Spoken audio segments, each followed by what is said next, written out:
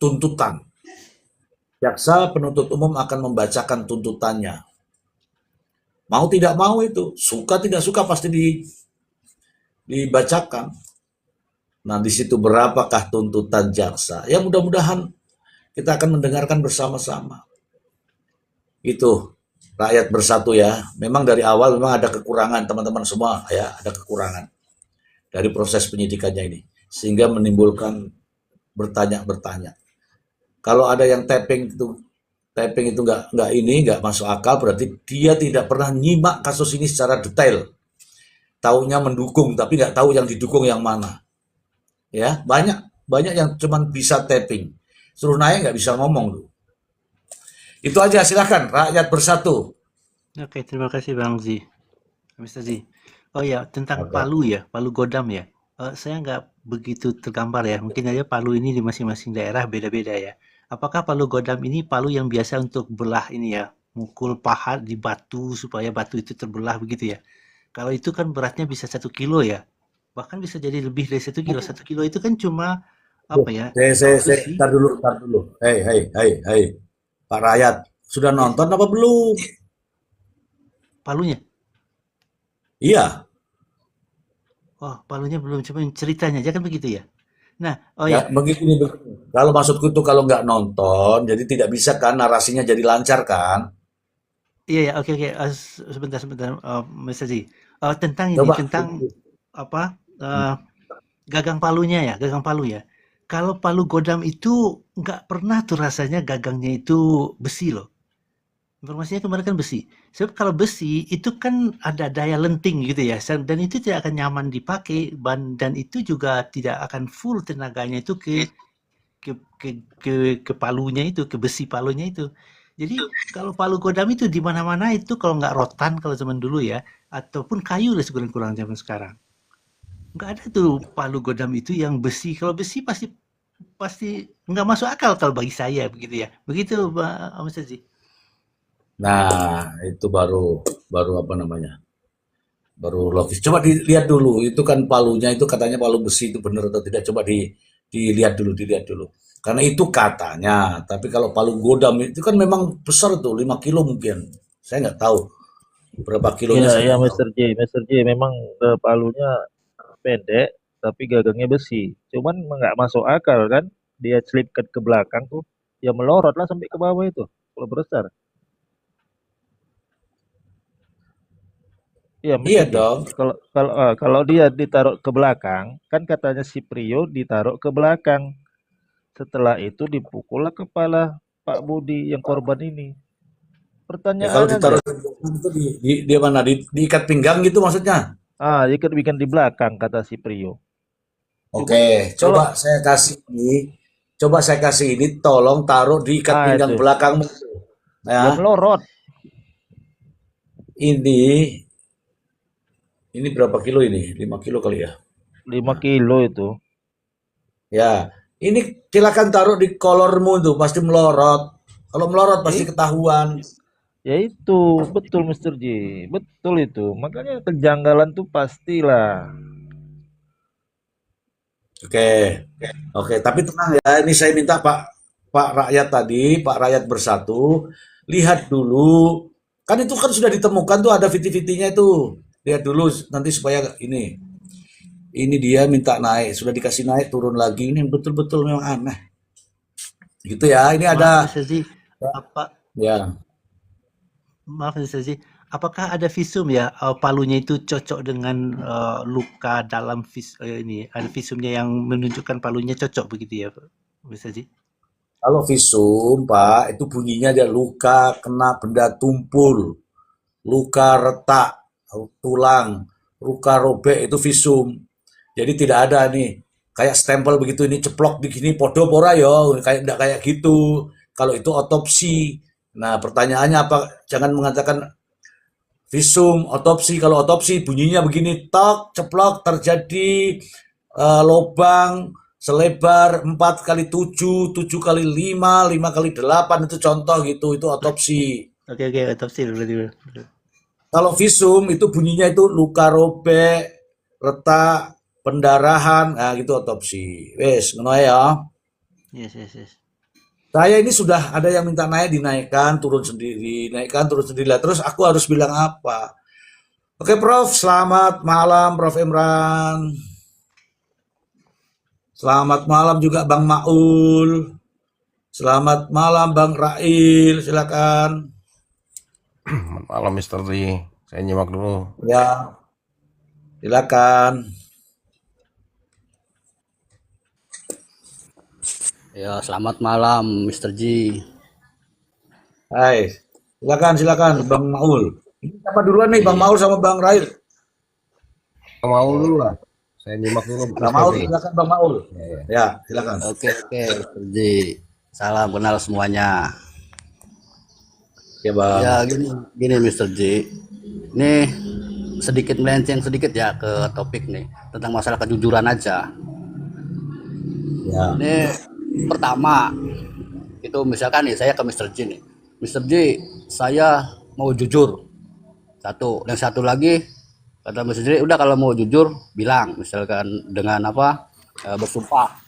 Saya bersumpah demi Allah di atas Quran ya. Saya akan mengatakan dengan sejujur-jujurnya. Nah, pendapat Mr. G nih yang jujur nih yang mana nih? Apa secara lisan, apa dengan di dalam Al-Quran gitu ya? Itu satu. Nah, terus tentang Palu nih, Mr. G. Hmm. Waktu BAP pertama ya, itu ada di Kalibabadan ya. Itu udah pasti tuh dengan keyakinannya Puyo tuh. Pasti di situ. Karena dia juga mungkin sumpahnya itu. Nah, setelah 9 bulan dia dengan ngomong jujur asal-asalan terus lalu ditemukan gitu. Itu ke terus lagi yang di warung itu ya Mr. G ya. Ini kejanggalannya tuh sebenarnya banyak di sini. Kejanggalannya tuh begitu tuh, di warung lagi. Waktu September memang iya pernah dibongkar itu. Saya lihat. Itu kan nggak ada itu ya. Bunga pertama juga di lantai kan udah diinjak-injak orang lah pasti itu ya. Hmm. Tapi kok begitu 9 bulan ditemukan gitu loh. Mr. G. Nah, ini kejanggalannya dalam kasus ini itu. Pendapat saya itu Mr. G. Ya mungkin kalau salah benarnya itu masalah hakim itu ya. Saya hanya mengucapkan Oke. kejanggalan. Itu Mr. G. Oke, Bang Maul. Terima kasih Bang Maul. Ini saya sapa dulu di Abah Cianjur. Selamat malam Abah. Saya comot nih Abah. Selamat malam, Bang Ji. Iya, Selamat malam semuanya. Sehat selalu. malam. Makin sini makin seru ini kasusnya. Iya nih, Bah. Ini Berseliweran. nanti kan sedikit-sedikit. Iya, betul. Betul lah, Bah. Ya kita bersabarlah. Tunggu tanggal 10 ya kalau nggak salah tuntutannya seperti apa. Nah kalau si Abah melihatnya ya dari awal. Ya dari awal itu ya banyak yang hilang gitu ya. Di antaranya SIM card gitu kan. Mm-mm. Kemudian CCTV yang tidak diputar secara utuh gitu ya, hanya sepenggal gitu. Nah ini kan menjadi keraguan-keraguan publik cara memandang case ini gitu kan. Nah, adapun sekarang makin seru lagi, dua terdakwa ini saling membantah, saling melempar gitu ya. Ya mungkin kalau di SIM card yang dua itu dibuka ada pembicaraan apa, isinya itu ada apa sebenarnya gitu. Ya nggak mungkin sih sampai sejauh ini gitu. Sementara itu dulu yang bisa saya komentari. Bang Ji silahkan kepada yang lain, terima kasih. Terima kasih. Ya benar ya, teman-teman ya. Seandainya saja ya dari awal itu profesional mungkin tidak seperti ini. Nggak ada masalah. Siapapun yang salah, tidak ada masalah. Tapi tidak menimbulkan perdebatan. Siapapun yang dituduh nggak ada masalah. Tapi bukti yang tak terbantahkan. Gitu ya. Oke. Tadi terkait dengan apa yang disampaikan Bang Maul, jujur. Kalimat jujur itu tidak perlu divideokan. Saya mau jujur, nggak perlu. Jujur aja. Karena begitu mengatakan saya mau jujur, justru menimbulkan pertanyaan. Dan terus selama ini nggak jujur. Pertanyaannya selama ini nggak jujur. Kan gitu. Kalau jujur, jujur aja. Kayak nggak ada masalah sih. Ini sampai sekarang pun nggak ada masalah. Karena justru menimbulkan pertanyaan-pertanyaan baru. Sejujur-jujurnya, itu pasti juga akan ada hal yang justru kita pertanyakan. Seperti contoh, menggunakan palu godam. Dipraktekkan di depan hakim dulu. Pak Hakim pasti nonton. Nih, kalau Pak Hakim nonton di sini, silakan Pak Hakim praktekkan sendiri apa yang dipraktekkan pada saat sidang itu. Memukul pakai godam itu begini. Padahal godam itu berat. Oke, begitu Bang Maul. Jadi ada semacam penilaian lah. Orang mau jujur, jujur aja, jangan saya mau jujur. Terus yang kamu ucapkan kemarin apa? Kan begitu jadinya Bang Maul. Iya, betul Mr. J. Maksudnya dalam meyakinkannya gitu loh, Mr. J. Kalau yang sekarang kan hanya ucapan saya mau jujur, minta maaf Pak Hakim, nah gitu kan.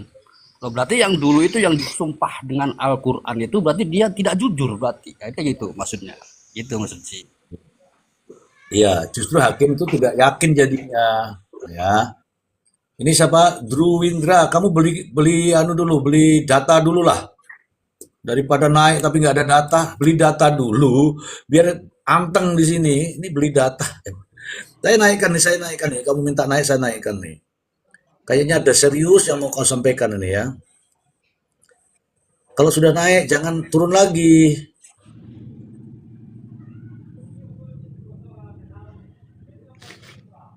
Tuh, sudah saya naikkan. Nah, tadi kalau dibilang yakin ya, Bang Maul ya, justru hakim malah bingung dong, Bang Mail. Ini anak atau ini orang.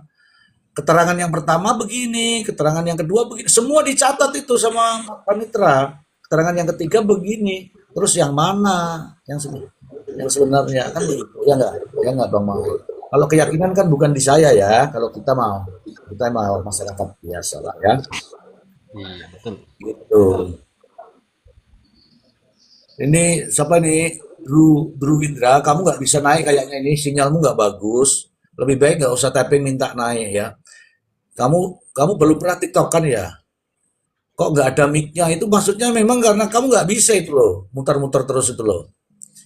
Ya, kalau kamu nggak pernah lihat mic, kok mau nanya mana mic-nya? Atau belum pernah naik?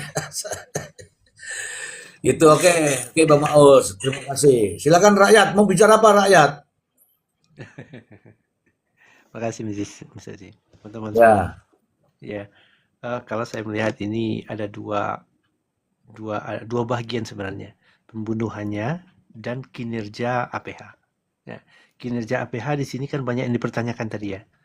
Nah, ini harus kita diskusikan secara terpisah dan pembunuhannya juga kita diskusikan terpisah juga. Kalau seandainya ini digabung, kacau dia.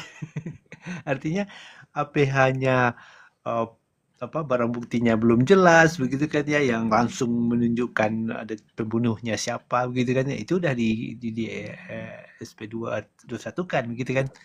Nah, harusnya kan dibalik lagi jadi SP19 ya, belum cukup nih, belum ini. Nah, termasuk banyak cerita kita itu sebenarnya kan kualitas penyidikannya bermasalah ini. Kualitas penyidikan dan juga kualitas penuntut JPU-nya. Ya, JPU-nya ini kenapa dengan bobot penyidikan yang seperti ini kenapa langsung diserahkan ke pengadilan begitu ke pengadilan. Harusnya dilengkapin dulu nih. Kan banyak lagi yang harus terungkap nih sebenarnya. Yang Joko itu siapa, Yoga itu siapa, begitu kan ya. Terus lagi, ya banyak lah ya data-data yang harus digali lagi, yang harus dikirimkan ke JPU. Nah, apakah ini sebuah permainan juga dalam tanda kutip ya? Artinya ini bisa saja diduga adanya permainan pura-pura bodoh lah gitu lah, pura-pura bodoh gitu ya. Mohon maaf arti bahasanya apa ya bagusnya ya. Eh, ya ya pura-pura nggak tahu, pura-pura apa ya. Pokoknya di ini aja, diselesain aja cepet-cepet gitu kan ya. Nah, apakah bersama hakim juga nggak tahu nih. Hakim kan belum muncul nih ya. Bagaimana kualitas hakim juga belum belum kelihatan gitu. Jadi saya melihat pembunuhannya ini benar-benar terbukti dulu. Maksudnya konstruksi pembunuhannya ini harus terang benderang dulu dan kinerja aparat juga harus dievaluasi secara terpisah.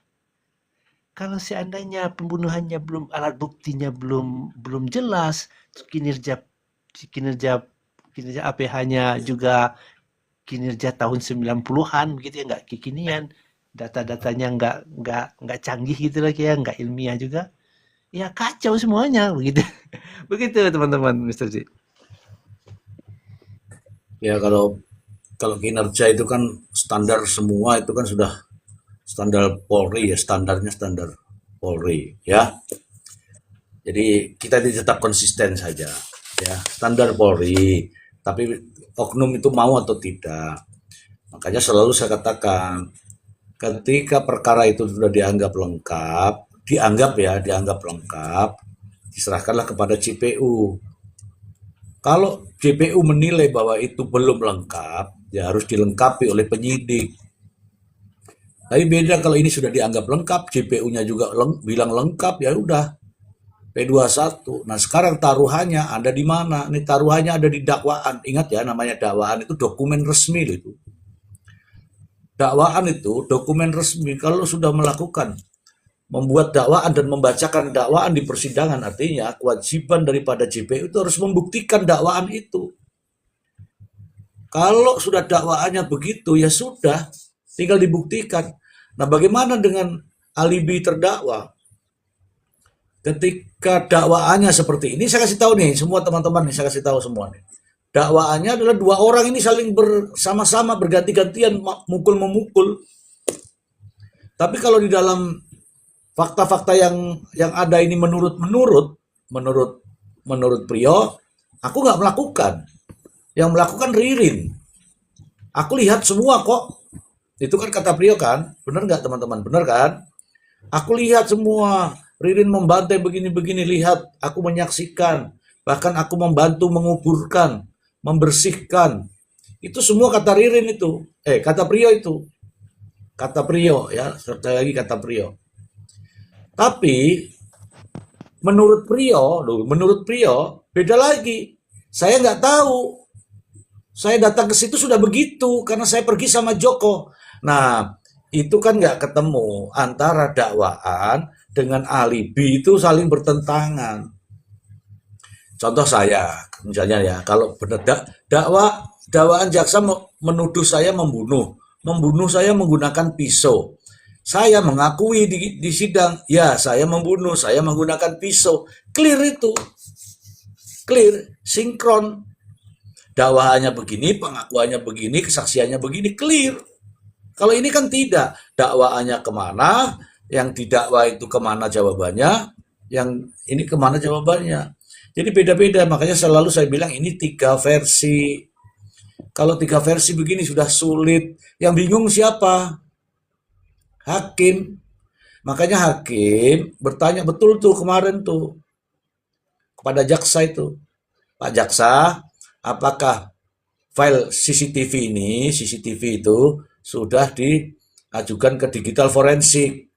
Belum. Ya fatal itu. Kalau sudah begitu udah fatal. Fatal. Bukti saat ini yang tidak terbantahkan oleh para terdakwa adalah CCTV dan handphone. Tapi dua-duanya tidak dilakukan.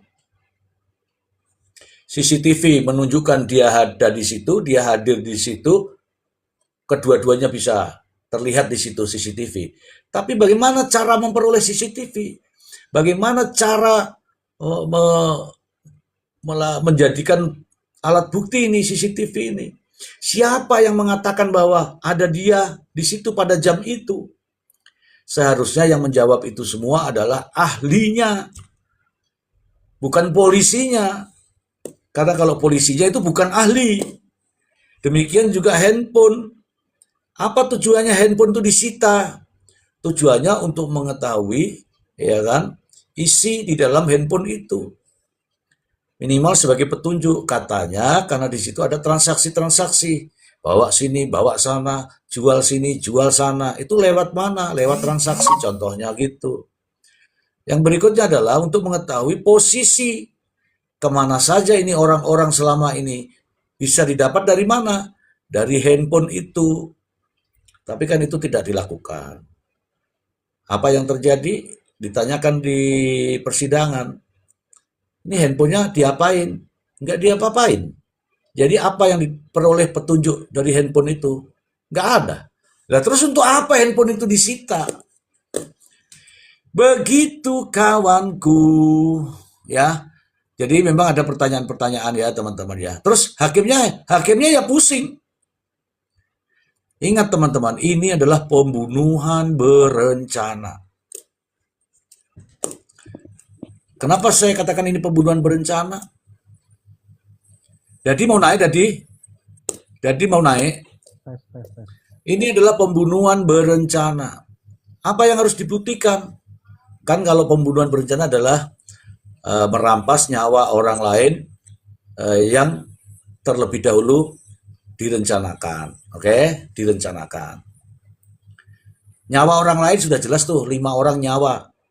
Nah sekarang kita buktikan nih rencananya. Kapan direncanakan? Perencanaan itu kapan? Bagaimana kalau bertolak belakang nih 2 orang ini? Ya nggak akan ketemu lah. Mr. Z tonton YouTube Pak Tony. Yang di Cikarang itu Pak Rizky. Pak Rizky yang tentang Cikarang itu, yang tentang Bu Yayah itu.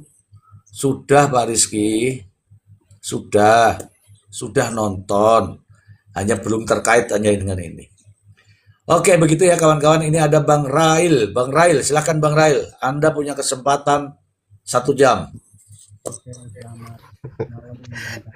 Panjang banget, Mr. Z, 1 jam. Iya. Iya, biar aku minum dulu toh. Iyalah, pokoknya salam kenal aja buat semuanya ya. Mudah-mudahan sehat. Min. Saya perkenalkan diri Bang Ji, saya dari Jakarta Bang Ji, melihat kasus Ya, ini. ntar dulu Pak. Ntar dulu gantian. Kan tahu saya, nanti gantian aja bentar ya. Bentar. Izin Bang Ril ya, saya dulu sedikit, hanya sedikit saja. Kasus ini kita semua tentu banyak mengikuti ya. Saya di roomnya Mr. Z ini hampir tiap Mr. Z live ya saya ikuti. Dan pendapat netizen ini banyak terbelah. Dan ada juga beberapa hater ya mengatakan maksudnya Mr. Z ini memihak ke Ririn gitu. Kemarin ya, kalau sekarang udah nggak terlalu lagi. Sebenarnya kita ini korban ya, netizen ini jadi korban kebobrokan penerapan hukum di negara ini. Ya, coba dari awal kalau seandainya memang benar, kan sudah disebutkan 4 nama di situ. Ada Ahmad Yani, ada Joko, Hardi, dan Yoga. Dan bahkan Priyo mengatakan Yoga itu yang melakukan pemukulan terhadap beberapa korban ya, 3 korban kalau nggak salah. Tetapi seakan-akan ya tidak ada upaya untuk mencari. Taruhlah kalau Ahmad Yani ya sekarang sedang booming ya, sedang dicari kemana-mana, bahkan ada sayembara dari KDM juga. Tetapi yang 3 ini, Joko, Hardi, dan Yoga, ini kan tidak pernah disebut, dan tidak pernah ada upaya untuk dicari keberadaannya. Siapakah mereka? Siapakah Joko? Siapakah Hardi? Siapakah Yoga? Nah, dan yang sekarang yang jadi serangan banyak netizen itu Bang Tony, karena seakan-akan membela mati-matian terhadap Ririn.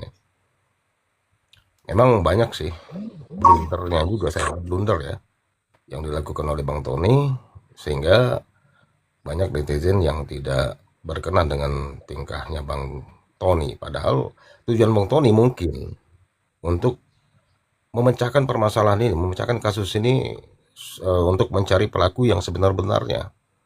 Jangan sampai nanti orang yang bersalah itu tidak dihukum. Jangan sampai orang yang tidak bersalah mendapat hukuman. Seperti itu tujuan Bang Tony. Tetapi memang banyak pernyataan-pernyataan Bang Tony yang dianggap netizen itu agak bertentangan. Tetapi jangan pula kita menyerang pribadi Bang Tony ya. Kemarin Mr. Z menampilkan ya, saya lihat di VT-nya Mr. Z juga Ya. ada akun yang menampilkan Bang Tony dengan dikasih lipstick ya, rambut panjang dan dipakai. Itu benar-benar penghinaan terhadap pribadi ya, personal. Tidak perlu juga kita seperti itu. Kita boleh berasumsi, berpendapat ya.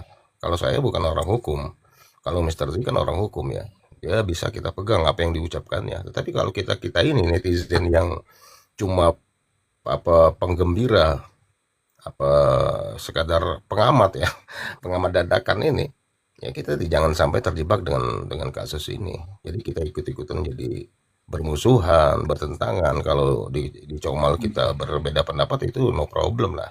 Karena kita manusia yang punya pikiran, punya pendapat masing-masing. Seperti itu. Tetapi yang sangat disayangkan lagi, muncul ada sekelompok orang yang seakan-akan membela Priyo.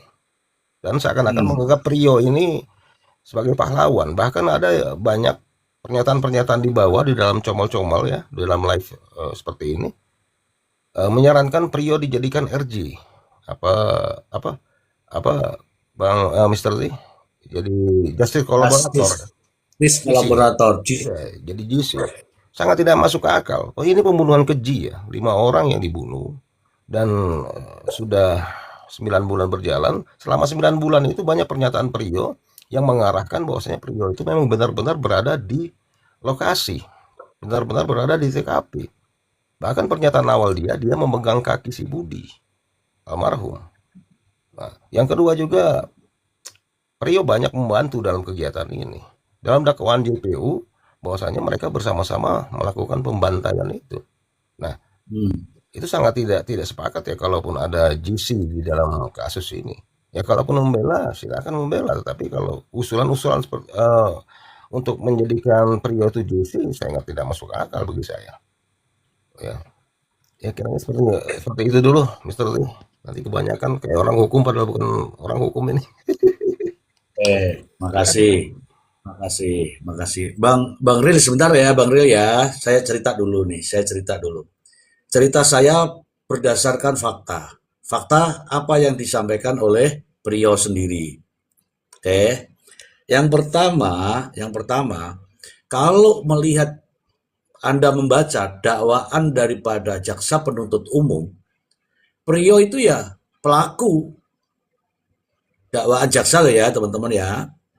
Priyo itu ya pelakunya. Oke ya teman-teman ya, bilang aja oke. Dakwaan jaksa ini. Oke. Begitu caranya supaya saya ini. Oke, Mr. G. Ya. Oke, selanjutnya teman-teman, ini dari pernyataan Priyo sendiri. Saya tidak melakukan. Yang melakukan semuanya adalah Ririn. Saya hanya melihat, saya hanya menyaksikan, artinya dia nonton kan, dan saya juga membantu membersihkan, juga saya menguburkan. Betul apa tidak? Tuh. Yes. Sangat betul, itu sangat betul. Fakta Mr. G. Itu, makanya sekarang saya balik sekarang teman-teman. Bagaimana seorang manusia yang katanya sholat, saya bilang nih ya, melihat orang dibantai itu, dia bisa nonton dan dia bisa menyaksikan. Silakan Anda berpikir sendiri, monggo. Siapapun Anda, pendukung siapapun, gak masalah. Tapi pikiran tetap harus waras. Dia mengatakan bahwa saya hanya menonton, saya hanya melihat, saya hanya menyaksikan. Clear kan? Begitu kan penyampaiannya. Sekarang manusia mana yang bisa melihat manusia sedang dibantai? Manusia mana? Kira-kira ini saya tanya, rakyat bersatu. Bagaimana kalau, mohon maaf sekali, tetanggamu, seorang itu dicambuk saja sama orang, belum dibantai, ini masih dicambuk. Kamu pasti bergejolak, ya nggak? Oke teman-teman. Terus di keterangan yang lain, ada kok semuanya kok. Ini yang ada di CCTV ini yang ada di CCTV ini siapa gambarnya ini? Priyo mengatakan, ada ini kesaksian di pengadilan ini. Itu saat itu saya sedang disuruh beli rokok suruh beli rokok oleh Ririn. Artinya apa itu? Dia keluar beli rokok, orang sementara itu dalam rumah itu ada orang-orang mati. Artinya dia merokok kan? Ada orang mati kan? Santai. Sekarang saya tanya Santai sama itu. teman-teman. Dia terlalu menikmati itu Mr. Z. Nah, teman-teman jangan tergiring opini, tapi dengarkanlah kesaksiannya sendiri. Padukan jadi satu. Dia yang mengaku sendiri loh kawanku. Teman-teman boleh benci sama Mr. Z. Kita ini juga pakai akal kan. Oh, kok iso ya. Saya hanya melihat, saya hanya menonton, saya hanya menyaksikan. Ngapain orang dibantai kamu tonton? Ngapain orang dibantai kamu saksikan? Ngapain orang dibantai kamu melihat? Halo, kita harus pandai kawanku. Oke, yang berikutnya, itu kan tertekan, itu kan di bawah kekuasaan, di bawah ini. Nih, dengerin nih, saya disuruh ngambil cangkul, maka saya pulang ambil cangkul. Kalau orang tertekan, terpaksa, terhiter semua, ambil cangkul nggak usah balik, kabur, minta tolong sama orang. Pakai logika, gini ya masih ada yang bela, itu kan karena, terserah kamu. Itu kan pendapatmu. Ini loh yang saya padukan, ini keterangannya sendiri, saya padukan. Pria kan polos, pria kan culun, seculun-culunnya orang, ada manusia dibantai di depan mata, tuh kabur, lari, teriak. Bukannya nonton, wah asik sekali tuh. Diu, saya melihat semuanya. Itu kata dia di depan hakim loh kawan.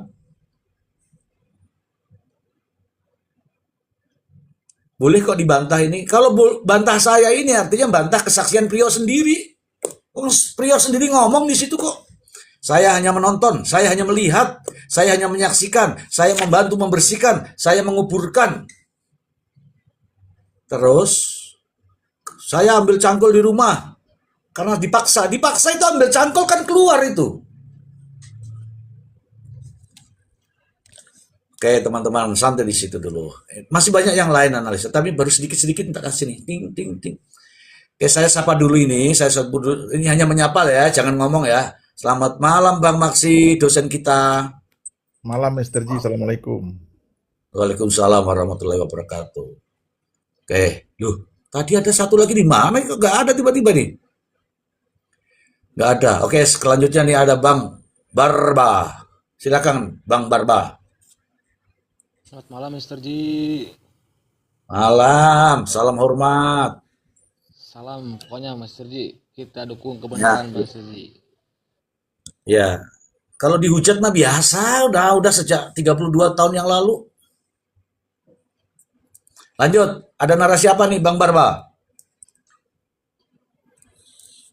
Mr. G. Jadi gini ya, di room sebelah itu seolah-olah terus menyudutkan Pak Tony, Mr. G. Saya pernah bilang, pernah ganti pembahasan aja kata saya gitu. Pada mingkem Mr. G.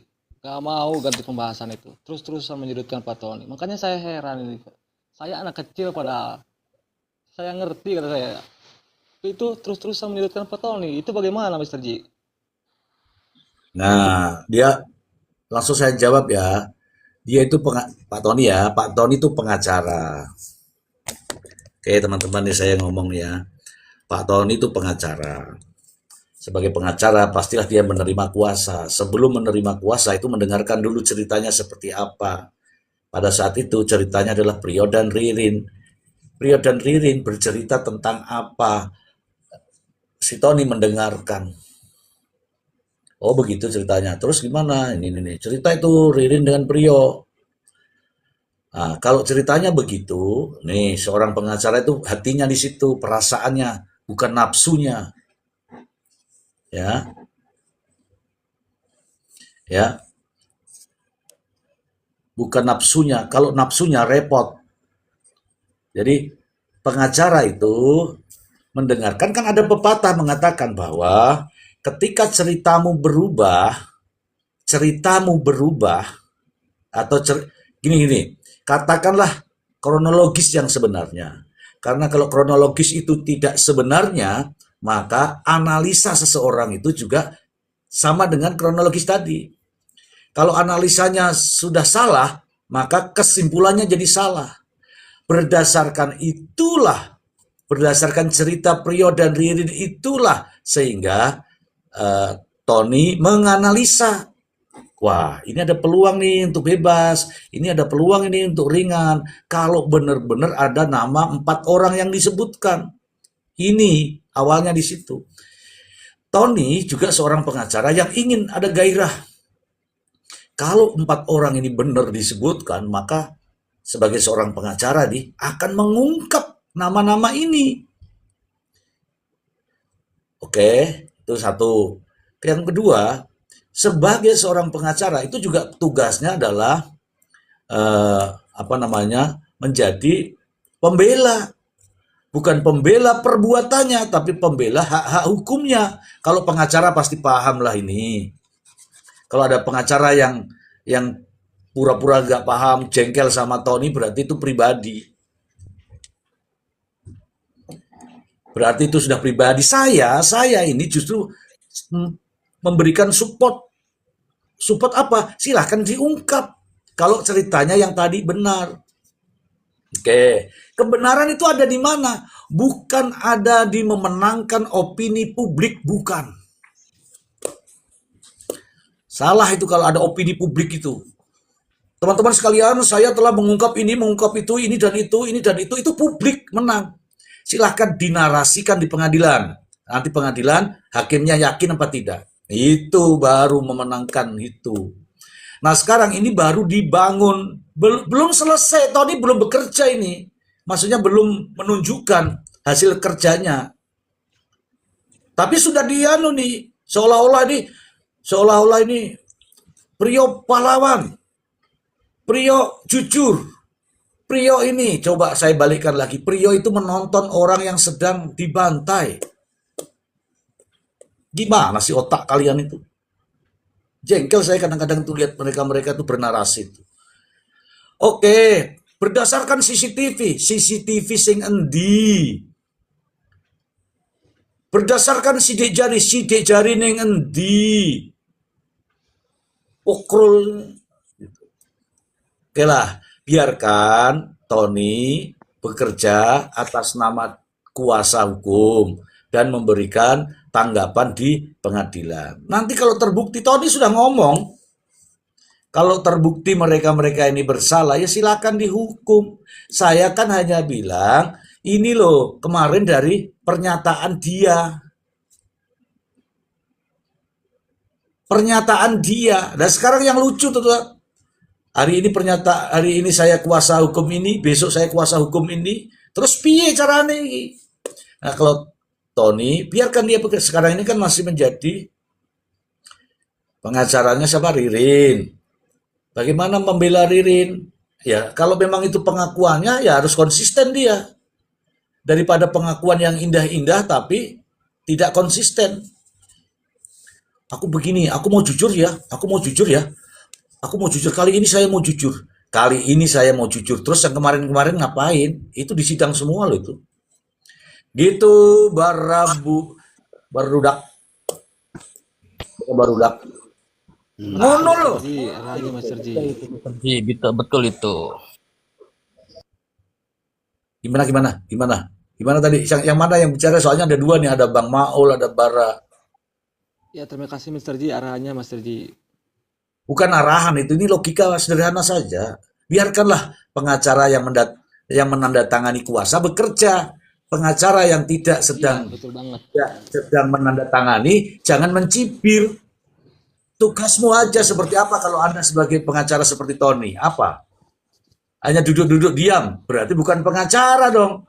Pengacara Nah, itu yang betul, menyelidiki betul. seperti ini, cari benarnya. Itu sebagai apa? Sebagai bahan perlawanan di pengadilan. Kalau pengacara hanya duduk-duduk saja besok ke pengadilan tidak membela kliennya, ya untuk apa tanda tangan pengacara? Ngono loh. Ngono loh, Bang ngono Maul, loh. Bang Maul ngomong apa Bang Maul? Iya, sebenarnya kan Bung Tony ini kan sudah bernarasi bahwa dia itu ingin mengungkap kebenaran. Terus dia juga tidak menerima apapun dari si ini ya, apa terdakwa gitu kan. Padahal narasinya itu udah jelas padahal itu. Gitu aja Pak Anu ini Mr. Jirus tadi yang dibilang jujuran itu sekarang jujur, kemarin-kemarin berarti nggak jujur dong kalau gitu. Nah, yang dipakai itu berarti sekarang yang nggak jujur gitu loh. Maksud saya begitu Mr. J, gitu aja. Ya, di pengadilan itu nggak gitu. Di pengadilan itu namanya konsisten dan inkonsisten. Nanti dijelaskan sama Bang Maksi. Selamat malam Bang Maksi. Silahkan Pak dosen. Malam Mr. Ji, juga rekan-rekan di sini ada Bang Rakyat, Bang Raf, Bang Raif ya. Malam. Bang Barba, Barini. Oke. Mr. Ji, saya mau masuk dulu di sini Mr. Ji, mengenai bahwa sampai saat ini Ririn dan Priyo itu jelas mereka berdua diduga kuat mereka melakukan tindak pidana pembunuhan terhadap 5 korban. Terbukti dari mana mereka adalah status mereka adalah terdakwa. Itu dulu poinnya. Seorang terdakwa, status terdakwa adalah seseorang yang diduga kuat melakukan tindak pidana pembunuhan. Itu makanya terdakwa itu harus dipahami. Nah, kalau Ririn memang masih mempertahankan bahwa dia bukan pelakunya terhadap Tony, maka otomatis Bang Tony akan mempertahankan juga itu pasti. Tapi kalau Ririn sudah mengakui bahwa dia pelakunya, tentunya tidak mungkin Bang Tony ini akan mempertahankan juga. Cilaka dia kan. Cari perkara sendiri. Kan begitu logikanya. Adapun memang banyak yang meyakini bahwa keterangan Priyo terbaru adalah jujur dan diyakini benar. Bagi orang awam iya. Tapi bagi majelis hakim dan orang hukum lainnya tidak bisa. Sering kita sampaikan ke Mr. J di sini ya. Keterangan satu orang bukan bukti, harus dikuatkan dengan alat bukti yang lain. Jadi sekarang menjadi keterangan Priyo terakhir itu tetap harus dikuatkan dengan bukti lain. Memang sama-sama menjadi keterangan satu orang. Ririn juga satu orang. Ririn mengaku pun nggak bisa. Walaupun dia mengaku pun tetap keterangan satu orang terdakwa. Harus dikuatkan juga dengan alat bukti lain. Jadi sama-sama nih. Jadi kalau tadi mereka bersama-sama mengaminkan versi pada saat Priyo itu dibacakan kan waktu itu satu bentuk surat, kemudian muncul 4 nama dan Ririn tidak ada di lokasi di TKP. Nah kan sekarang berubah arah. Nah sekarang pertanyaan begini Mr. Ji. Apakah keterangan Priyo, kita uji nih, keterangan Priyo yang dibacakan bentuk surat itu kan, apakah keterangan yang di awal, yang pada saat sidang awal itu benar adanya ataupun keterangan terakhir yang dia menjadi saksi? Kan gitu Mr. Ji. Ya. Kalau keterangan si Ririn udah nggak bisa lagi kita uji lagi karena memang dia bebas buat ingkar apapun dia sampaikan, ya udah itu haknya dia kan hanya mempertahankan diri sendiri, self defense kan, membela diri. Artinya dia tidak punya beban untuk membuktikan apa yang dia sampaikan atau statement disampaikan sama dia tidak punya beban itu. Yang punya beban adalah JPU kan, jaksa penuntut umum. Nah kembali ke Priyo yang notabene berperan sebagai saksi dan sampai saat ini Priyo masih berstatus sebagai terdakwa. Orang yang patut diduga kuat sebagai pelaku tindak pidana. Nah, kalau kita lihat Mr. J memang, nah ini saya harus sampaikan Mr. J, saya harus fair nih.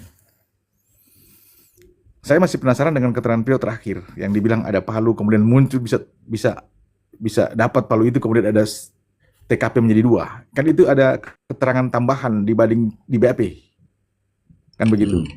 BAP jelas. Kalau memang itu benar, Palu dan kemudian 2 TKP ini berarti dakwaan jelas rontok itu, Mr. Ji.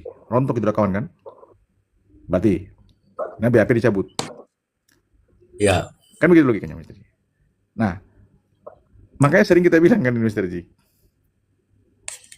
Priok ini memang bisa plus minus sih, Priok punya keterangan terbaru ini, artinya bisa sedikit membuat terang buat JPU. Kan begitu. Tapi kan majelis hakim nggak bisa. Nggak bisa majelis hakim langsung telan mentah-mentah atau mendengarkan opini-opini di luar, nggak bisa. Dia akan tetap on the track hukum acara, prinsip. Dia harus membutuhkan alat bukti yang berkualitas, bukan kuantitas. Mau satu gedung itu, satu ruangan itu alat bukti bagi dia nggak penting. Yang penting kualitasnya, bukan kuantitas, berapa banyak. Nah, ini Mr. Ji. Kan sering kita sampaikan Mr. Ji kan.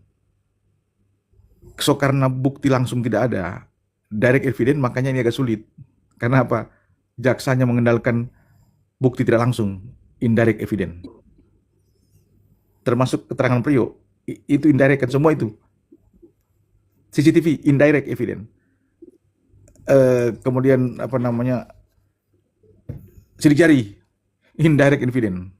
Bukti tidak langsung semua itu. Tidak langsung, Mr. Ji. Nah, makanya ini Priok punya keterangan terakhir bagi saya sih sangat menentukan, Mr. Ji. Kebenarannya seperti sejauh mana kebenaran sejati, kebenaran sesungguhnya. Itu yang penting, Mr. Ji, akan diproses dalam waktu persidangan berjalan ini. Karena itu penting. Kalau sebelum muncul ini memang abu-abu. Saya pernah bilang ke Mr. Ji 50-50. Dengan munculnya Priok memang ini tidak 50-50 lagi, Mr. Ji. Saya naikin. Tapi memang harus dibuktikan ini, diuji. Dengan apa? Alat bukti lain. Nah, pertanyaan saya Mr. Ji begini. CCTV kemarin sudah clear belum, Mr. Ji, yang di TKP kedua itu? Yang di toko. Clear and clean nggak? itu kan sementara diperdebatkan. Ya.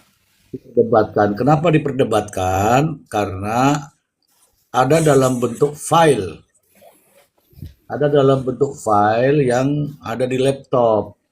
Sementara terkait manajemen penanganan bukti CCTV kan nggak seperti itu. Kita semua tidak tahu apa isinya. Kita tidak tahu apa isinya. Kita hanya mendengarkan dari sebelah pihak sana yang menarasikan dalam bentuk ini kelihatan itu kelihatan ini. Benar atau tidak kita nggak tahu. Ya. Karena jaksa pun ditanya sama hakim kan, Pak Jaksa, bagaimana perolehannya ini? Apakah sudah dilakukan digital forensik? Belum yang mulia. Lu kok bisa begitu? Memang begitu yang mulia. Lu piye memang begitu. Nah, bagaimana dengan pasal 235 itu? Cara memperoleh barang bukti, alat bukti itu. Ada bukti elektronik tapi perlakuannya tidak sama seperti yang di Undang-Undang ITE. Semalam kita sudah bahas tuh sama Prof. Emran itu. Begitu Bang Maksi. CCTV itu belum tahu Bang Maksi apa. Artinya belum clear ya, belum clear. Kalau sudah clear kan berarti kalau memang sudah clear bahwa memang ada terlihat jelas ada pergerakan Priok dan Ririn, kemudian korban di situ, maka keterangan Priok terakhir itu bahwa memang ada 2 TKP bisa dikuatkan dengan bukti CCTV itu. Nah, berarti sangat berbeda dengan kalau kita ingat peristiwa Jessica kan, ingatkan dulu. Kan CCTV kan terang-terang diputar. Jadi jauh kan ingat kalau kita ingat kasus Jessica dulu. Kan itu CCTV kan diputar langsung itu. Nonton semua seluruh masyarakat Indonesia itu nonton itu. Di layar. Kelihatan kan? Iya. Pergerakannya. Kelihatan jelas. Clear artinya. Berarti kemarin nggak sejelas itu ya berarti? Alah ditonton dewe ya. Oh, makanya belum bisa dipastikan begitu. Jadi arti keterangan Priok ini yang dibilang 2 TKP belum bisa dibuktikan, gitu loh kan? Kalau bisa dibuktikan, berarti ada kebenarannya. Keterangan Priok dan 2 TKP, misalnya, terutama yang toko itu kan, kios. Nah kemudian Palu, Mister Ji, Palu kan Priok berteriak kan Palu di sini, muncul Palu. Ya. Nah, muncul Palu. Artinya Palu itu ada. Nongol dia fisiknya. Heeh. Berarti ucapan yang keluar dari mulut Priyo bahwa ada palu yang dia buang di Solokan berarti ada. Berarti sesuai antara ucapan dengan fakta di lapangan, Mr. G. Ya, Kalau palu ya, kalau CCTV tadi jelas belum clear nih, nggak bisa, ya kan? oke. Tapi kalau palu berarti bersesuaian antara ucapan yang di persidangan, fakta di lapangan ada, Mr. G. Kan begitu. Oke, oke, oke. Nah, apakah menurut Mr. G dan teman-teman, si palu itu benar nggak palu yang digunakan untuk melakukan pembantaian? Itu juga ada pertanyaan. I- Itulah yang jadi pertanyaan para netizen Oh, semua ini, bukan cuma saya. jadi belum valid juga. Ya belum valid, makanya dicocokkan Oh, dengan apa yang terjadi pada kepala korban. Nah, timbul pertanyaan baru, kepala korban diotopsi tidak? Kan begitu toh? oke. Gitu. Kalau begitu, keterangan Priok terakhir di persidangan yang dia berperan sebagai saksi belum bisa dikuatkan By the dengan banyak. sign, by the Oh, sign. by design. Waduh, Bang artinya Maksi, belum, ya. Bang Maksi saya tambahkan Bang Maksi. Pernyataan Priyo pertama itu palu dibuang di sungai, bukan di selokan. Iya, iya, betul, betul di sungai, betul. Makanya saya bilang tadi terbantahkan itu dakwaan kan. Nah, terus yang kedua, waktu Priyo praktekkan itu dia pakai tangan sebelah seakan-akan apa ya? Palu itu Satu ringan. Dia menggambarkan ringan. palu itu ringan gitu. Seperti itu. Tiba-tiba kan muncul palu itu dengan berat yang sekarang ini kira-kira 3 kilo itu palu. Kalau 3 kilo itu Bang Maksi, kalau saya pribadi aja yang pekerja di rig ya, saya tahu betul bagaimana memegang palu itu. Dan palu itu semakin pendek gagangnya, maka dia semakin berat ya. Untuk memukul itu semakin sulit. Kecuali kalau dia panjang, itu lebih mudah. Gitu. Banyak-banyak pernyataan Priyo yang bertentangan di palu itu juga, Bang Maksi. Saya tambahkan aja. Lanjut Bang Maksi. Oke, artinya Mr. J dan teman-teman Bang Raif, artinya saya mau katakan bahwa apa yang disampaikan Priok di persidangan belum sesuai dengan fakta di lapangan, gitu kan begitu. Ya, jadi kan dia berucap kan ketika Priok menyampaikan berarti dia harus buktikan. Artinya harus sesuai dengan fakta di lapangan. Ternyata belum. Mr. J, kalau Ririn Mr. J memang kan sebenarnya tadi memang dia tidak ada kewajiban untuk membuktikan, tetapi perlu saya sampaikan nih Mr. J. Kan ini keterangan ini juga kan, keterangan Priok sendiri sebelumnya ya. Bahwa 4 orang itu berarti asumsi. Goib Mr. J. Saya nggak bicara soal pencarian dana ya. Saya bicara di TKP. Sampai saat ini Mr. J, saya harus bicara Mr. J nih. Sampai saat ini belum ada juga alat bukti lain yang menunjukkan bahwa 4 orang itu ada. Artinya narasi ini belum bisa dibuktikan secara fakta di lapangan lewat alat bukti lain, termasuk CCTV. Artinya berimbang nih Mr. J. Keterangan Priok tadi kan ada TKP, 2, ada palu. Kan itu harus dibuktikan keterangan dia itu. Dibuktikan dengan alat bukti CCTV, dikuatkan. Berarti saya bilang ini berimbang Mr. J. Begitupun keterangan ini tadi, yang 4 orang ini, Ahmad Yani CS ini belum bisa dikuatkan dengan alat bukti lain, terutama CCTV. Tidak ada, ataupun saksi orang lain. Jadi sama-sama masih asumsi Mr. J, kalau saya bilang begitu. Nah, Ririn pun masih asumsi. Ririn mengatakan bukan Ririn. Oke, Ririn jelas lah. Itu udah nggak dikesampingkan karena dia tidak punya beban untuk membuktikan apa yang disampaikan. Gitu Mr. J. oke. Oke, terima kasih. Ini ada Mbak Rini. Mbak Rini, kamu ada Mbak Rini? Mbak Rini kamu ada? Oke. Oke Bang Maksi. Jadi saat ini Bang Maksi, seharusnya nih teman-teman, keterangan Priyo diamini oleh Ririn. Seharusnya nih, karena satu-satunya yang bisa mendukung Priyo pada saat itu adalah Ririn.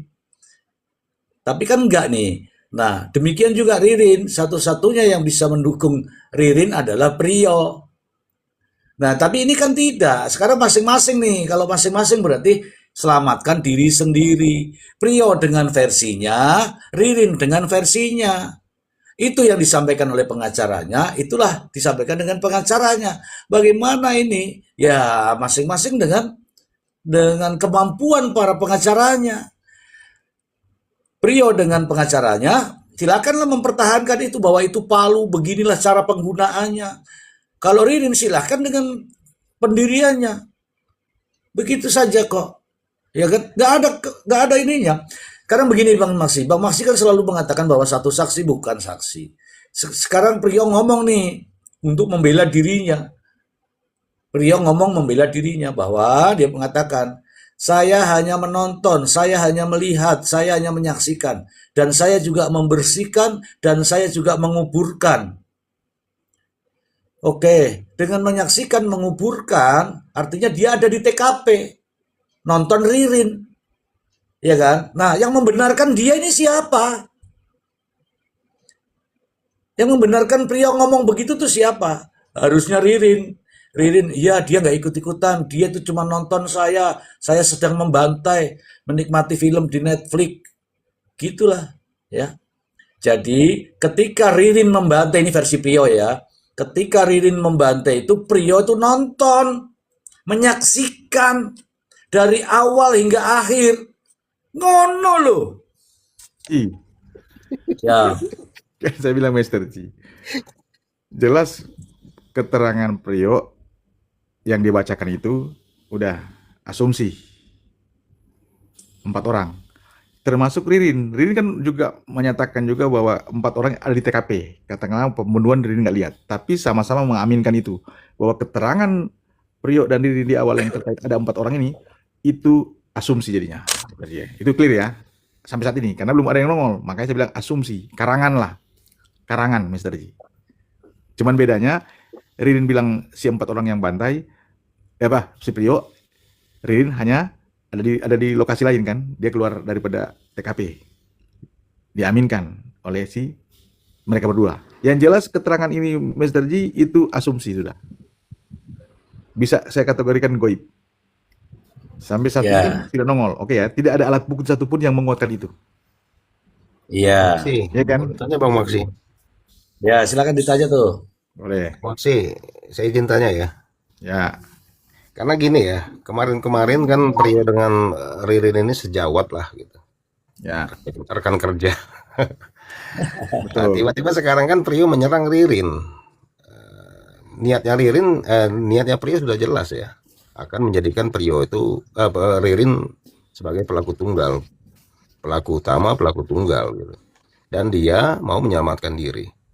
Kira-kira Bang Maksi, apakah ada kemungkinan nih Ririn nanti mengakui bahwasanya seandainya nih dia merasa terjebak, merasa tertekan, akhirnya si Ririn mengakui, mendingan saya mengakui nih.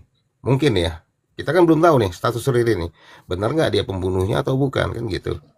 Ya. Nah, dengan adanya kejadian ini, akhirnya si Ririn mengakui, benar Pak Hakim, saya yang bunuh 5 korban. Tetapi Priyo juga ikut mukul gitu. Jadi kembali ke dakwaan awal gitu. Dakwaan awal kan menyatakan bahwasanya kedua pelaku ini bergantian memukul Bang Maksi. Sekali Priyo, sekali Ririn, sekali Priyo, seperti itu. Kira-kira ada kemungkinan nggak Bang Maksi untuk Ririn mengakui perbuatannya? Oke, Bang Raib. Secara kalau kita berasumsi ya, kan asumsi ya, saya mau keluar dari naluri hukum. Kalau naluri asumsi, yes, bisa saja terjadi. Tapi itu tipis menurut saya juga. Tipis untuk Ririn gentleman seperti itu. Tipis. Pasti Ririn mempertahankan apa yang disampaikan dari awal. Dia konsisten. Cuma begini, maksud saya yang kita mau uji ini, Mr. Ji. Keterangan Priyo. Apakah ucapan Priyo di persidangan, kalau yang surat itu udah clear lah, yang surat itu. Ucapan Priyo ini sesuai dengan fakta di lapangan tidak, dengan bukti-bukti yang lain yang diperkuat. Makanya kita bilang kan, Bang Raif, teman-teman biar sampai tajam nih.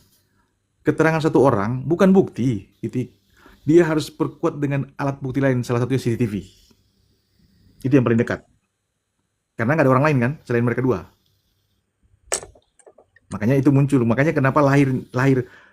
Mungkin orang awam pasti bingung kan, kok keterangan satu orang keterangan satu saksi bukan saksi. Itu hukum begitu. Karena hakim tidak mau. Hakim maunya ada alat bukti lain. Begitupun jangankan keterangan saksi, keterangan terdakwa, Mr. G, sama-sama kita paham. Walaupun Ririn sudah ngaku, Ririn mengaku nih, nggak bisa hakim juga telan mentah-mentah. Keterangan seorang terdakwa belum tentu dia itu langsung dinyatakan majelis hakim dia bersalah, nggak bisa. Nggak bisa jadi patokan dia bersalah juga. Harus diuji juga, harus ada bukti lain. Jadi sama. Keterangan saksi dengan keterangan terdakwa ini, walaupun terdakwa mengaku, harus ada bukti lain yang menguatkan juga. Hakim tidak serta-merta langsung telan mentah-mentah, oh iya dia sudah mengaku, selesai ini barang. Nggak bisa. Hakim nggak seperti itu cara berpikirnya. Mentang-mentang dia sudah ngaku nih, si Ririn. Ini yang kita harus, memang ini bicara hukum ya. Oke, saya mau kembali tadi Mr. G begini, Mr. G. Kalau yang 4 orang itu namanya Amaniani CS, saya bilang tadi asumsi. Udah, bahkan bisa jadi goib itu. Karena sampai saat ini kan nongol-nongol. Saya masih penasaran Mr. G. Keterangan Priyo pada saat di persidangan itu yang ada TKP bertambah jadi 2 dan Palu. Itu harus betul-betul apakah 2 keterangan ini sesuai dengan fakta di lapangan, dikuatkan dengan alat lain. Kalau sampai itu kuat Mr. G, jika itu kuat Mr. G, maka saya bilang kebenaran walaupun nggak 100% ya, keterangan Priyo di persidangan menjadi kuat keterangan dia. Dikuatkan dengan apa? Alat bukti yang lain, CCTV. Demikian, terima kasih. Oke, kalau saya justru berbeda. Dakwaan jaksa itu TKP-nya Jalan Siliwangi nomor 52, itu 1. Tidak ada TKP lain. Ketika justru dimunculkan adanya TKP yang kedua, justru menimbulkan pertanyaan. Sebagaimana tugas dan tanggung jawab jaksa ketika melakukan dakwaan atau membuat dakwaan, tidak boleh ada kesalahan. Kata Prof. Imran itu harus benar-benar cermat, jelas, ya, cermat, jelas, dan lengkap. Kalau masih ada tercecer, ternyata ada TKP lain, justru kita mereka menilai bingung nih, gimana ini ya TKP-nya jadi berubah. Karena nomornya sudah berbeda itu. Bukan dalam satu komplek rumah itu, bukan. Beda, nggak gitu. Kalau dalam satu pekarangan mah masih enak. Itu 120 itu masih melewati gang tetangga-tetangga, melewati tempat tetangga. Ini teman-teman juga harus, ini bagaimana ketika, cobalah lihat bagaimana dakwaan jaksa itu. Jelas menyebutkan nomor, alamat, jalan apa sudah nomornya. Bagaimana dengan KUHP? Gua pasal 75 itu. Ya kalau enggak, saya kan kemarin baca kan teman-teman. Di situ harus dakwaan itu harus cermat, jelas. Jelas itu artinya di mana TKP-nya, nomor berapa. Kemudian lengkap, RT RW sudah lengkap di situ. Tiba-tiba muncul yang satu, ting. Yang katanya di ruko. Kalau steril nggak apa-apa, mungkin ya masih bisa dimaklumi lah steril. Ternyata pernah dibongkar sebelumnya. Yang ada rekamannya semua sih kawan-kawan ya. Itu Bang Maksi. Mr. G, maka saya katakan tadi kan, kalau ada keterangan Priyo itu, justru kalau memang ada kebenaran di sana, maka secara tidak langsung keterangan Priyo menggugurkan secara tidak langsung ya dakwaan jaksa. Ya. Itu kan statement saya tegas itu. Jelas itu. Dia menggugurkan. Tapi kan Mr. bilang tadi secara prosedural alat bukti ini yang termasuk Palu dan CCTV yang terbaru. Apakah sudah sesuai dengan prosedur? Cara mendapatkan secara sah atau tidak? Apakah sudah diproses melalui digital forensik? Nah, itu kan pertanyaan besar memang. Kan gitu Mr. G. Maksudnya tadi Mr. G, ini yang perlu diuji nih, keterangan Priyo dan kemudian alat bukti CCTV dan Palu ini harus dipertajam, Ya. Mr. G. Oke. Ya kan? Ya, kalau memang betul. itu sudah clear and clean, maka keterangan Priyo 2 ini menjadi kuat, Mr. G. Ya. Dan ini keren. sedikit membuat terang buat si JPU. Demikian, terima kasih. Sepakat. Itu justru kan timbul pertanyaan kan, apa Palu itu Palu beneran yang itu, kan begitu. Tinggal keyakinan aja mereka ini sekarang. Abah Cianjur pasti adem nih Abah. Silakan Abah, kita ini sudah ambil ini. Waduh. Ya, silakan. Makin seru ya, makin seru. Gitu. Tadi secara fakta persidangan kan sudah dikupas tuntas sama Bang Maksi ya. Nah cuma biar kasihan juga itu para PH ya. PH yang manapun jadi simpang siur. Jadi begini, saya untuk sharing aja ini, bukan untuk menggurui ya, sepengetahuan si Abah. Kan pasti ketika ada kejadian, pasti dilakukan penyelidikan nih. Setelah menemukan 2 alat bukti minimal, nah itu penyidikan ya. Ya, Kalau ancaman di atas 5 tahun wajib dampingi didampingi pengacara. PH gitu kan. Nah, Hmm. wajib, bukan sunat, itu wajib. Nah, di situ kenapa harus pakai PH ya? Jadi jangan menghujat PH yang itu, yang ini, kasihan mereka bekerja ini kan. Kalau jaksa mewakili negara, kalau pengacara kan mewakili kliennya. Jangan sampai salah penangkapan, salah penerapan pasal dan seterusnya. Nah, perdebatan seharusnya dilakukan itu pada saat penyidikan agar tidak terjadi simpang siur. Ya, PH-nya Ririn juga membacakan kronologisnya sampai mengatakan ya ada penyiksaan apa dan seterusnya. Ya mungkin pada saat dia menyampaikan, apa hanya pengakuan Ririn, apakah dia sudah menjadi PH-nya saat itu atau belum? Gitu.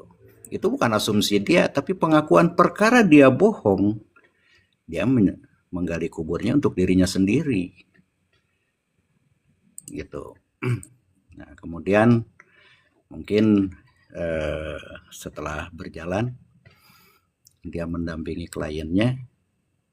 Nah, itu berjalan P sampai P21.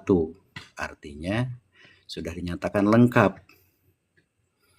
Jadi yang namanya barang bukti, tersangka, itu sudah dilimpahkan sepenuhnya kepada jaksa. Jaksa membuat dakwaan, gitu kan. Nah, intinya tadi sudah dijelaskan. Jadi kalau PH itu ya memang kewajibannya harus terang benderang, jangan sampai ada yang ditutup-tutupi. Kalau dulu ya memang sebelum ada media sosial ini belum setransparan ini, gitu. Kalau sekarang kan wah, medsos berseliweran, apapun itu namanya, mungkin diupload di sini, diupload di sana. Jadi publik tuh tahu, bisa ikut menilai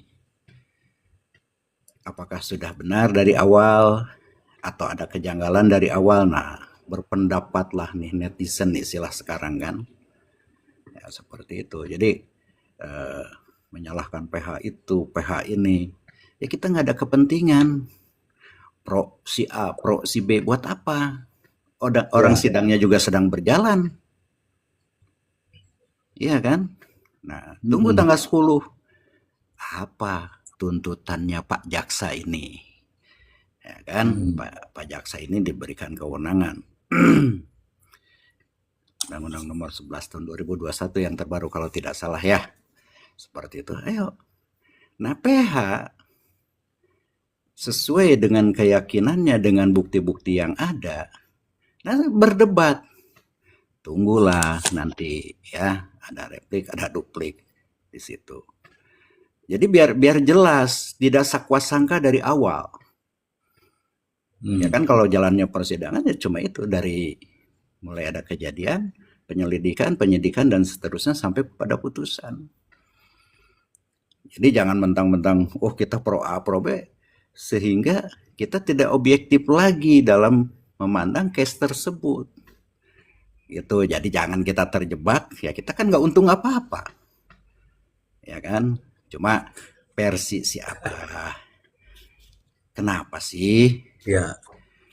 Namanya ya SIM card-nya HP disita buat apa? Kalau nggak ada isinya, nggak ada korelasinya. CCTV kenapa sih nggak dibuka terang benerang dari A sampai Z tuh, jangan terpotong-potong juga. Akhirnya kelimpungan begitu ditanya sama hakim. Nah, sedangkan emang dakwaan bisa ditambah-tambah nih. Oh, ini udah 10 lembar ditambah lagi menjadi 12 lembar, kan nggak bisa. Seperti itu aturannya. Nah, jadi ya teman-teman semua, PH itu ya boleh kita berasumsi, oh saya condongnya ke sini ke sana. Boleh, itu hak masing-masing. Tapi kalau sampai menghujat PH saya juga miris ya. Konon katanya saya belum melihat sampai ya sekarang zaman AI lah, bisa ngerubah apapun gitu kan. Nah, jadi yang objektif aja biar kita juga tidak terjebak kepada perjalanan ini. Sementara itu dulu Pak Bos, dilanjutkan. Oke, terima kasih Abah, keren sekali itu ya. Jadi benar itu Abah. Jadi fenomena sekarang ya, fenomena masyarakat ini terbelah dua. Seolah-olah itu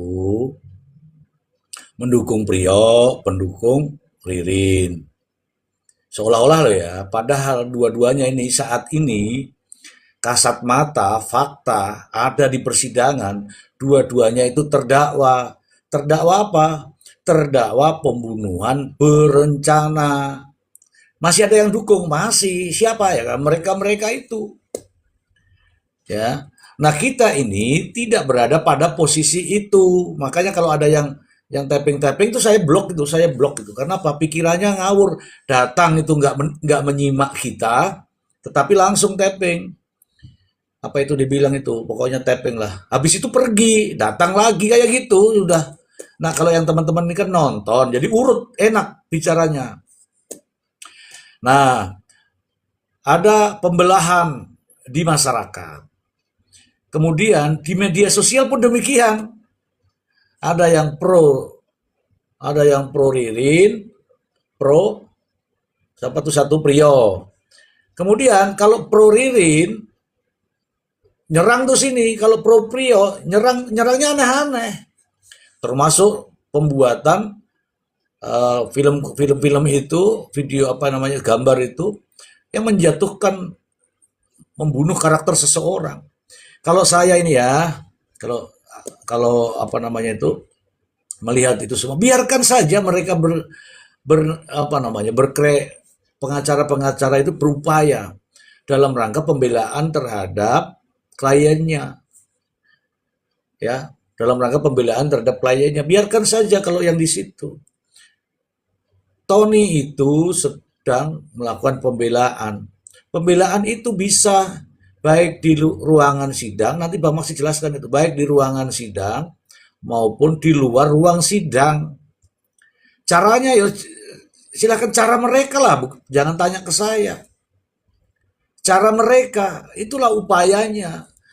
Mungkin karena pembelaannya adalah pembelaan di luar dengan media sosial, itu sah-sah saja. Gitu. Jangan terus kita salahkan orang yang bermedia sosial, dia punya kok. Followernya banyak, subscribe-nya banyak. Karena dia tahu di Indonesia itu no viral, no justice. Nah, inilah yang sebenarnya dituju. Tujuannya ya ini, supaya viral, baru nanti jadi perhatian, kemudian saya akan tunjukkan nih semua, biar masyarakat tahu. Gitu, ingat itu, no viral, no justice. Bagaimana supaya viral? Ya mainkan di media sosial. Harus paham dong, kalau pengacara nggak paham beginian gimana? Bagaimana Bang Maksi? Ini teman-teman boleh sela saya ya.